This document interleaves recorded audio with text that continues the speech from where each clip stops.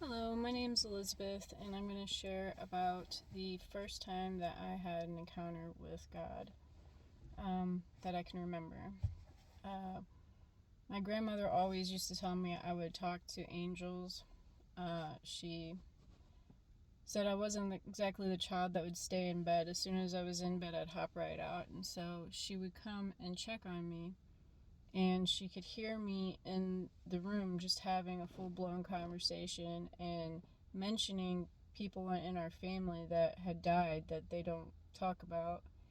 And so she was fully convinced I was speaking to angels, but I don't have any recollection of that. But as a child, I moved around a lot, military family and everything. But when we settled down in Illinois, uh, it was not the best situation. The school there, the kids did not like me. I had a very strong southern accent and really long hair past my butt. Everything they could torment me with, they did. Um, and then I had, predators move into my life that made my life extremely difficult. And so I had made a concoction of a bunch of cleaning supplies and I drank it and I went out into the field and I got on my knees and I was just begging God, please just take me, please just take me. I heard the audible voice of God say, not now, that I wouldn't be old and I wouldn't have grandchildren. And in that moment, I was just in complete shock. And I never got sick from drinking any of that. It was like I drank water, nothing happened.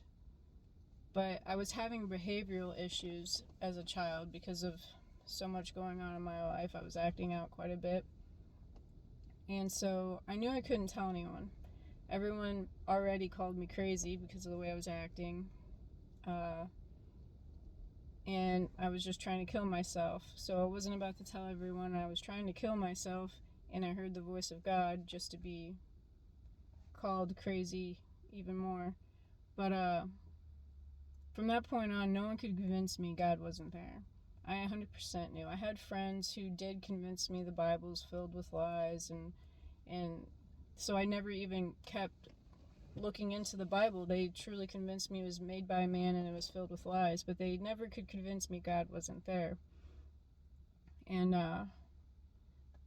I since have had 4 children, no grandchildren, but my whole life I was anticipating dying early. I was anticipating cancer, car crash, or something, and I very well lived my life recklessly.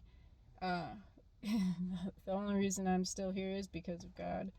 But now I understand the rapture, and I understand why I won't be here to have grandchildren and all of that. And I just wanted to share that was my very first time having a supernatural encounter with God.